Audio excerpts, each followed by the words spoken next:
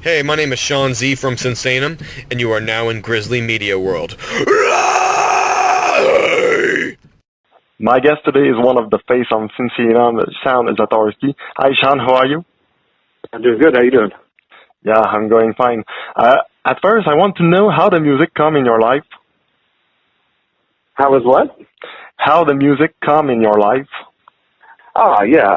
Well, my grandfather, I mean, it's been in my family ever since I was young. My grandfather actually was in a band back in the 50s, and he played an accordion in a band. He did keys and played accordion, so it's been in my family, man. I mean, probably 3 generations at least of musicians, so it was almost a thing to do. I had no other choice.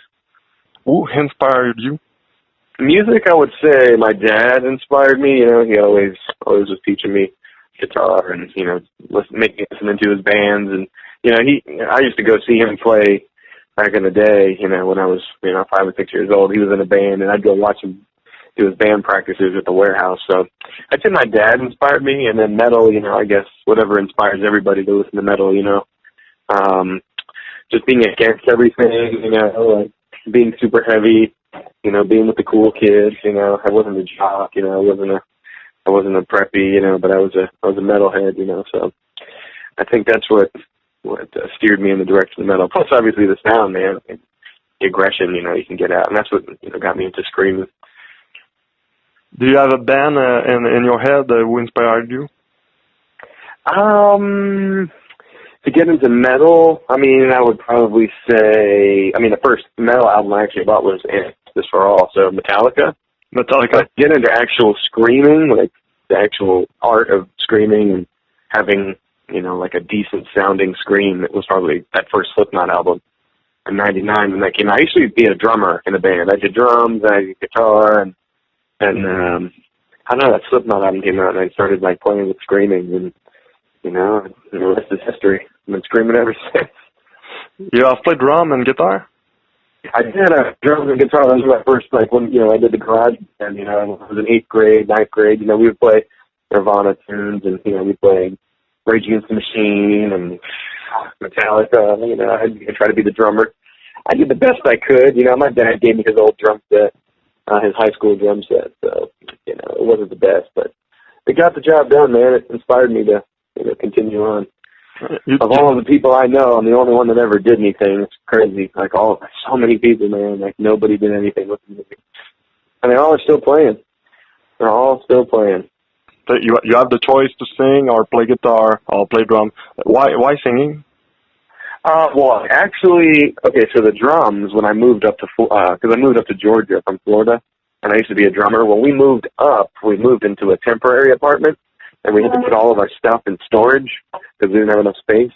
And when we actually moved out of the apartment, my mom said, she's like, you got to go get those drums. You know, if you don't get them, we're going to throw them away. And I just didn't get to them in time, and she tossed them. And I was like, fuck it, you know, whatever. I don't feel like dealing with it. So, you know, I had all my guitar. I figured I would just play guitar. And then I actually broke my wrist. They had to put a screw inside my right wrist, so it's completely handicapped my guitar playing. And I could barely strum and barely play for years, man. And then I started screaming, you know, I got in bands around here, and I showed up with my guitar, and, you know, like my first band practice a long, long time ago when I first moved to Georgia, I actually showed up with a guitar, and the guy was like, oh, we got a guitar, but we need a vocalist. Can you sing? And I was like, well, sort of.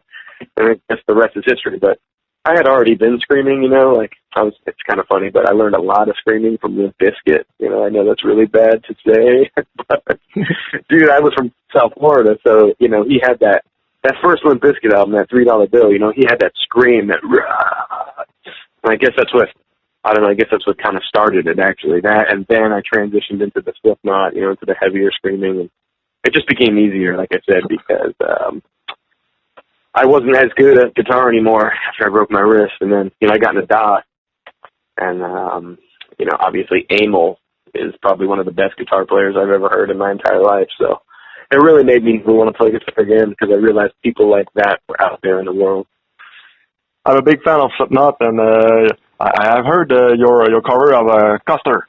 You know what? You sing like Corey on this yeah, cover. I know. Yeah, I tried to. That's the thing is that and he was one of my favorites. So that's what's funny is that I tried to mold my singing style after him.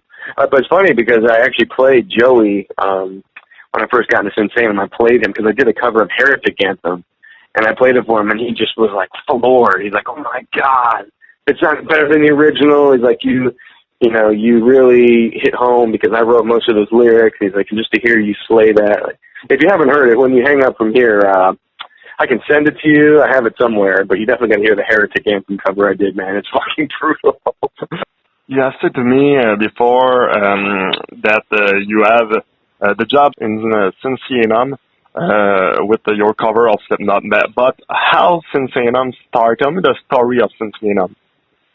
The story is pretty long and winded, but I mean, in a nutshell, Fred, he's kind of toured with all of us, and we've been friends for the years. When I was in DOF, I actually toured with Dragon Force, and we became friends. And literally, that was in 2009. And he said to me then, he's like, "Yeah, man, we should do a band. Like I really like your vocal style. We should do a heavy metal band." I'm like, "Oh yeah," and you high five, and then everybody says that. You never think about it again. You see all these guys on the road, like, "We should do a band." Like, man, let's do one. But then, years later, I'm in Chimera, and I get an email, and it's like, "Hey, do you want to do vocals for this?" And I was like, "Yeah, man, let's do it." And, he had contacted Joey, and, they had been friends for a while. And again, it was all through SMS. It was like, "Hey, let's do this band, let's do this, let's make a Morbid Angel black metal band, And so, yeah, that dude, it took 3 years for that to come out. I mean, just all the logistics, because Joey being in Slipknot, and like, he had a new project coming out, Vimic, and it was a fight with the label because he's still on Roadrunner, like, who gets to release first, and just so much drama. But, the good thing is we got the album out. But yeah, I got in the band, just because I was friends with Fred for years, man, literally years. Okay. Sinsaenum is a super band of metal with many stars. How do you see the opportunity to be part of that band? Oh, to be in the band? Oh, dude, are you kidding? I mean, like I said, I know people who are still doing this and have been doing this for so long and have not gotten anywhere in their music career.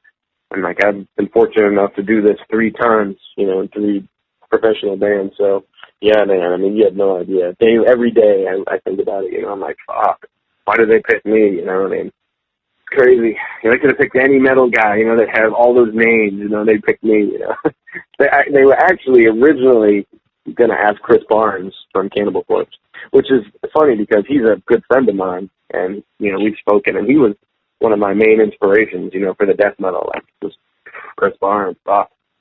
And he knows it, too. I tell him every day, I'm like, "Man, you're the one that got me screaming." Yeah, but, dude, honestly, so appreciative to just be a part of it, man. Just to have all the albums and shit on the wall and the opportunities that have been afforded. Like, we flew to Hungary to shoot those videos, all paid for. We did 2 videos. We did all kinds of photos. And then the artwork and this crazy album. Dude, yes, very appreciative. For you, it is the biggest album and the biggest band you have worked with. When you check the list, Frédéric Leclerc, Joey Jordison, his name is more big than a band, than some music. For you, this is the biggest opportunity?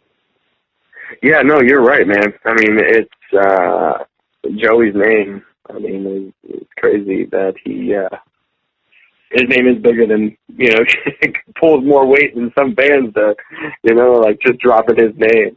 So it's definitely very cool to be in with him. But yeah, it's a very, very, very,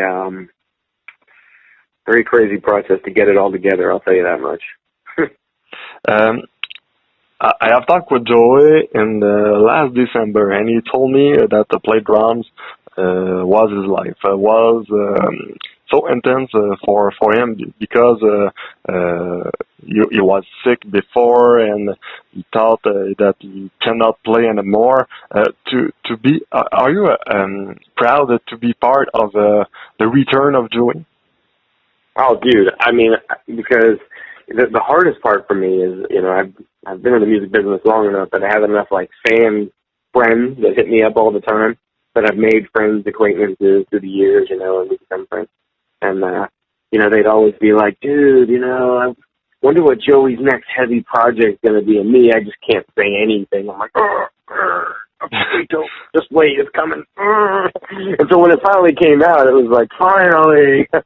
Dude, I felt so good, man. I mean, because, you know, the whole, like, actually after the album came out, it wasn't until months after that he finally came out about the disease. But I knew about it, you know, way before, and I couldn't say anything. So, you know, even when the album dropped, people were just, like, immediately attacking Joey. Like, you know, they kicked him out of Slipknot for drugs. It's like, oh, not really, but I couldn't say anything, you know. But, dude, I'm so proud to be a part of an album, you know, his actions. I mean, to me, this is his first metal album he's ever done. You know, like, Slipknot to me is not as metal, you know, it's like, I don't know. It's not death metal. It doesn't have that, like, because the Slipknot thing kind of prevented him from actually playing drums fully, because he had two other drummers, you know, like, you'd always have to play drums with those two guys. You know, Chris and Sean, you know, they'd always have to write drum parts so that they could bang the fucking drums with them, you know. Just hear it totally free, just blast beats, you know, straight double bass. I mean, to hear him do a real metal album was like, wow. And I to be fucking a part of it is more. When the tour can begin with Sinsaenum, because you don't have a tour date at this time? Well, you know how that works. You know, everybody's in big bands, so it's really hard to get everybody together. We actually had tried to do something last November, but it fell through just because we booked the buses too late, and in Europe, the sooner to the date that you need them, the more expensive they are. So you have to kind of book them months in advance to get a really cheap rate. And it would have cost us more than we would have. Well, I don't even think we would have broke even. So it was like, well, not the right time. So everyone's just been busy, man. I know Vimic did a tour. I mean, dude, I see Attila every 4 months. He's here with either Mayhem or he's here with Sun. He was just here with Mayhem actually, and we talked about because he's got to do some lyrics for these new couple of songs we're working on. But dude, Fred, man, that dude. At your point of view, 2018, 2019? That's the idea. 2018, we were going to look to tour just because everyone's so busy with album cycles. Like Dragon Force has finished one. They make I don't even think they've released one yet. Mayhem just released one, or they're doing the tour now where they're playing the Doms, the Tennis, whatever the hell that album is called. So yeah, 2018 was the goal. That's what we spoke about earlier in the year. But that's why we're releasing new music, just to keep it alive. But it's crazy that we haven't toured and it's out there that much. Like that's crazy to me. You know how much touring I've done and fucking how many van and trailer shows I've played with Doc. It's like I didn't even have to fucking leave my house, and this band already has a name. Like that's what's crazy. That's crazy. I tell you my dream. It's to see you play with Sinsaenum, with Joey Jordison, that you sing like hell, Joey play a drum like hell, and Frédéric Leclerc play the guitar like hell. What do you want to accomplish or what can we wish for you, Sean, for the future years or for this year? I would like to, I would like to see this band become bigger, more successful. I'd love to tour with, there's still a couple of bands I have to cross off my bucket list. I want to tour with Korn, I want to tour with, I think really just Korn, man. That's a band I've just been wanting to tour with forever. I've knocked most of them off the list, like, fuck, we even toured with Slipknot. So it's like, I've been around the block, but I think, to see this band become successful and at least release 2 more full-length albums, that would be the dream. And obviously tour, I want to get out there and tour with it too, just because, I literally listen to Sinsaenum at least 4 times a week. Like, so it's almost an everyday thing. And for years, man, just because it's a great album, I love screaming to it, you know, when I drive, you know, it's challenging. It's very challenging to scream to. So, especially live, when we were talking about touring, it was like, I had to figure out what part Attila was going to sing, because I wasn't going to be able to do all my parts on my own because there's so much fucking breathing. A lot of breathing. You know, inhale, exhale, you know, because you're screaming so much and, like, parts overlap and you keep screaming into the next part, you know. So I think those would be my dreams, man. See if we successful, do a couple more albums and tour with Korn, you know, and actually just fucking tour, period. So, with Joey. You in the front row, too. You talk about Slipknot. I have a question for you. This is a difficult question, I know, but you're a fan of Slipknot. Do you like more to Joey style or Jay Weinberg style? Oh, Joey, for sure. Older Joey, too. Like, I mean, once it got to a certain point, it was almost like it was a mold that they were filling. Like, Volume 3 and anything after Volume 3 is just the thing, like, that's pretty much every Slipknot drum beat after Volume 3. You know, because they didn't really get into that crazy shit anymore. They wanted to make money. But, dude, Joey sent me a picture of his Grammy, so I was joking with him. I'm like, don't you have a Grammy? And he's like, you mean like this? I'm like, damn it. From before I forget, I had a fucking Grammy.